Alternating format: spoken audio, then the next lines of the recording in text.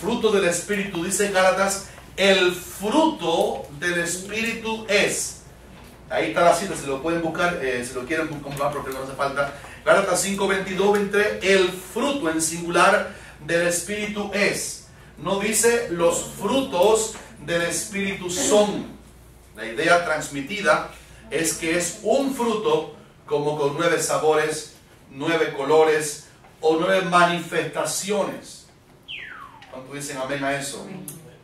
Reprendemos todo mensaje en este momento que venga aquí porque está llegando en un momento inoportuno. Esto no es parte de la clase, pero voy a apagar mi teléfono por un momentito. Entonces, la idea sería que el fruto del Espíritu debe estar en el que representa a Dios. Si yo preguntara a esta altura, ¿qué es más importante en el servicio de Dios? O vamos a decirle mejor la pregunta, ¿qué es primero en el servicio de Dios? ¿El fruto del Espíritu o los dones del Espíritu? ¿Cuál fue la respuesta correcta? Los dones del Espíritu son muy importantes. Y son 9 dones del Espíritu, ¿verdad? Pero el fruto del Espíritu con sus 9 manifestaciones en la persona que es cristiana, ¿cuál de los dos es primero? El fruto del Espíritu es primero. El creyente debe manifestar amor, gozo, paz, paciencia, benignidad, bondad, fe, mansedumbre y templanza. O sea que ese es el carácter, y en la Biblia parece que el carácter es más importante que los dones, o por lo menos es primero que los dones. ¿Estamos de acuerdo con eso? Entonces, en segundo lugar, la humildad es uno de los secretos de aquellos que llegan a las alturas en el poder de la representación. Muchos de aquellos a quienes Dios llamó en la Biblia como sus representantes, la primera posición que asumieron ante el llamado fue de considerarse indigno de ser tales personas y ocupar tales responsabilidades en la representación. Moisés, por ejemplo, le dijo a Dios humildemente, Señor, ¿quién soy yo para que vaya a Faraón y saque de Egipto a los hijos de Israel? Éxodo 3:11 está la comprobación. ¿Quién soy yo? ¿No es esa una posición humilde de Moisés? Señor, ¿cómo que tú me llamas a mí? Voy a ver al rey Faraón. ¿Quién soy yo? Esa humildad se manifestó. Número 2, Saúl tuvo una actitud muy humilde. Cuando fue llamado por Samuel como príncipe sobre Israel, Saúl respondió y dijo, no soy yo hijo de Benjamín, de la más pequeña de la tribu de Israel, y mi familia no es la más pequeña de todas las familias de la tribu de Benjamín. ¿Por qué pues me has dicho cosas semejantes? Mi familia es muy pequeña, ¿por qué me eligieron a mí como rey? No merezco ser electo como rey. Eso es humildad. Número 3, Isaías, cuando tuvo la visión de la gloria de Dios y en dicha visión vio al Señor sentado sobre un trono alto y sublime, y personalmente oyó la voz de Dios necesitando un representante, Isaías dijo con humildad, ay de mí, que soy muerto. Miren qué humilde.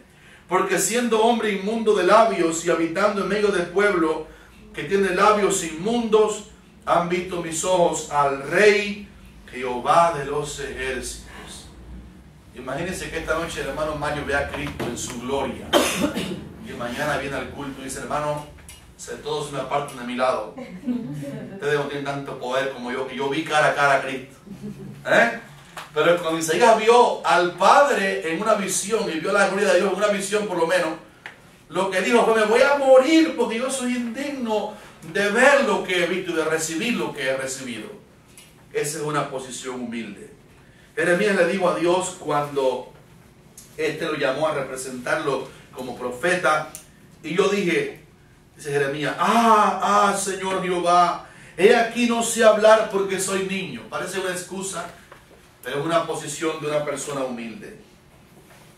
Número 3, un representante debe tener la imagen de su empresa o de quien lo comisionó. Dios tuvo en cuenta ese principio cuando fue a colocar a Adán como su representante en esta tierra. Él dijo Dios, hagamos al hombre, dígame ahora cómo es, A nuestra imagen, muy bueno, otra vez, a nuestra imagen y conforme a nuestra semejanza. Tiene que parecerse esa criatura al que lo crió. Hago una salvedad que no está en el folleto. Recuerden que Adán no se parecía físicamente a Dios, porque Dios no tiene cuerpo físico, de carne, de hueso, de polvo. Dice la Biblia, si pueden tomar un texto al lado, Juan 4:24, Dios es espíritu. Dios es espíritu. Dice ahí la parte de que tuvo en cuenta Dios, hagamos al hombre nuestra imagen. Génesis 1, apunta ahí, Juan 4:24, Dios es espíritu.